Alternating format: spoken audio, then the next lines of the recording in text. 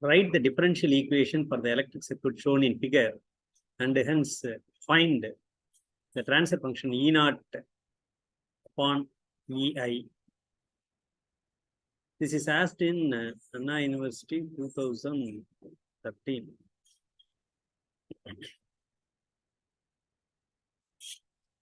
We have to write the KVL, Kirchhoff's voltage law. Based on that, we have to write the equations to obtain the differential equations.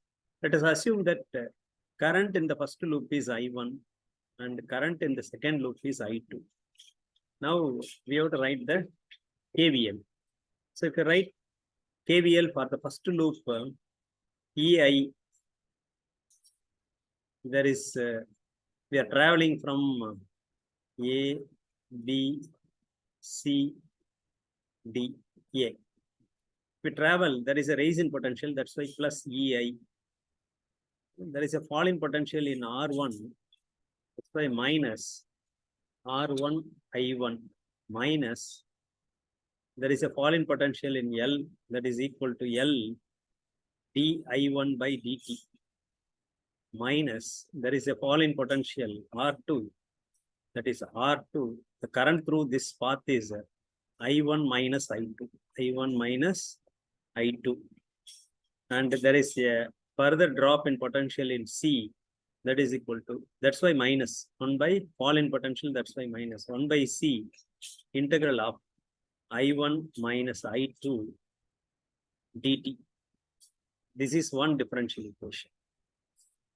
The second differential equation we can write for the second loop, that is the potential drop in the second loop. What is that second loop? R2 C R3. That's all. So here this is C current through, this is I2. Current through in this path is I1. Therefore, current we are traveling along E, F, D, C. That way we are traveling. So if we travel along this direction, what will happen? E, R3, there is a fall in potential because of R3, that's why minus R3 I2 minus 1 by C integral of I2 minus I1. Now the direction is, traveling direction is I2. That's why I1 is against I2. That's why I2 minus I1 dt minus R2. Further potential drop in R2, that is R2 multiplied by I2 minus I1 equal to, there is no source of potential, that's why 0. This is second equation. The first part of the sum is over. Write the differential equations governing the electric circuit. That's all. Now we have to find the transfer function E naught. E naught is what? Potential drop across R3 is E naught. EI is what? EI is the applied potential. You have to find E naught of S upon EI of S. That we have to find. So let us take Laplace transform assuming 0 initial condition. If you want to find the transfer function, you have to find the Laplace transform assuming 0 initial conditions. If you assume 0 initial conditions, what you will get is EI of S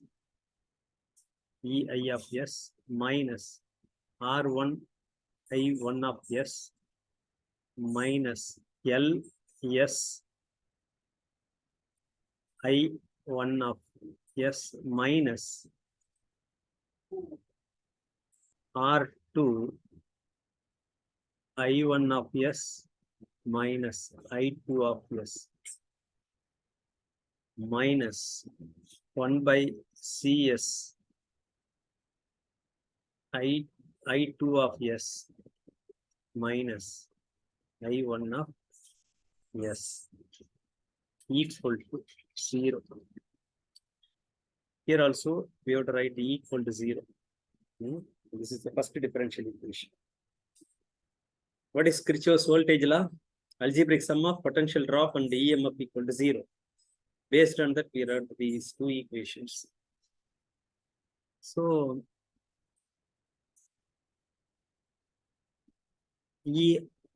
now we have to separate I1 and I2. For that, what you will get is, we can bring this I1 to the right hand side. Therefore, minus R1 minus LS minus R2 minus 1 by CS multiplied by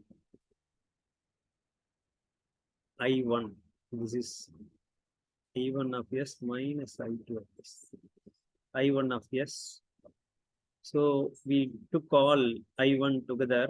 Then I2 minus, that's why it becomes plus R2. Here minus, that's why it becomes plus 1 by CS multiplied by I2 of S equal to minus EI of S. So if you multiply on both sides by minus sign, this becomes plus, plus, plus, plus. This becomes minus and this becomes plus. So this is equation 3. Now let us take Laplace transform of second equation. If you take Laplace transform of second equation, what you will get is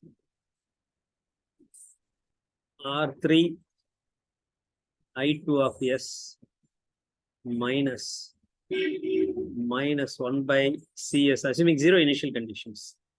1 by CS I2 of S minus I1 of S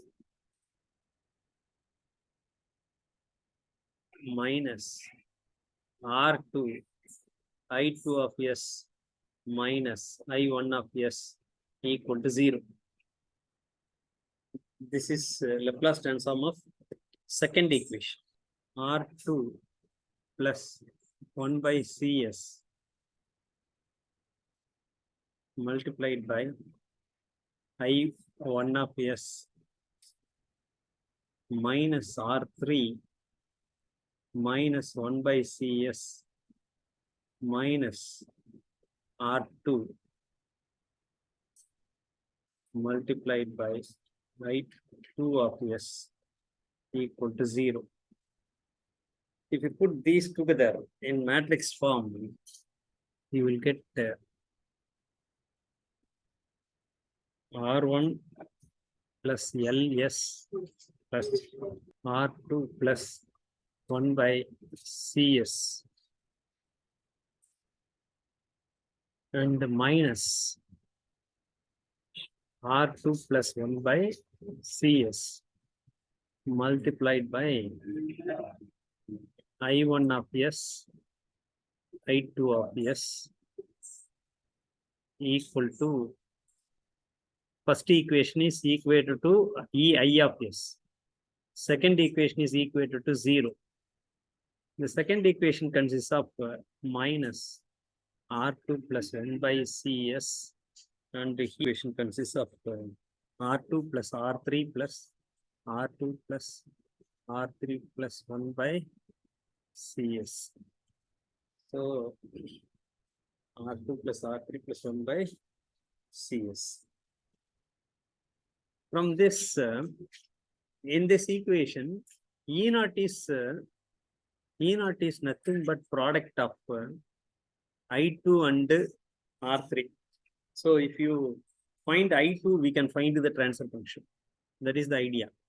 Therefore, by using the method of determinant, we can find I2. I2 of S equal to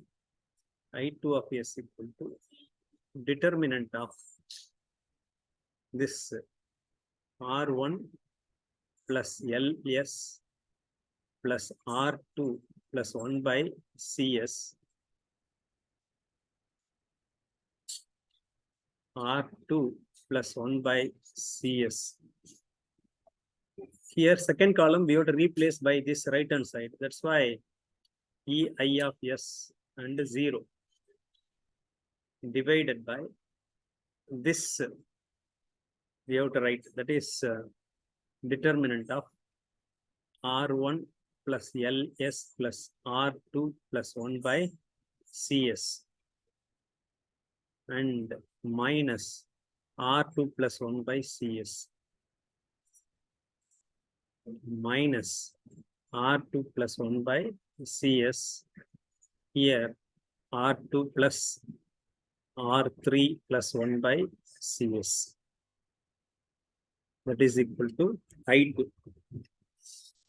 So if you find the determinant, the product of these two becomes 0. That's why the numerator, what you will get is EI of S multiplied by R2 plus 1 by CS. In the denominator, what you will get is R1 plus LS plus R2 plus 1 by CS multiplied by R2 plus R3 plus 1 by CS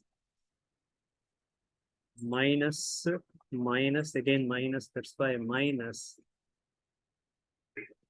R2 plus 1 by CS whole square. We multiply on both sides by R3. You multiply on both sides by R3, you will get this becomes E0. E0 of S divided by, if you bring this EI to the left hand side, you will get EI of S equal to R3 multiplied by R2 plus 1 by CS upon R1 plus LS plus R2 plus 1 by CS multiplied by R2 plus R3 plus 1 by CS minus R2 plus 1 by CS whole square. This is the required transfer function. This is the required transfer function. That's all.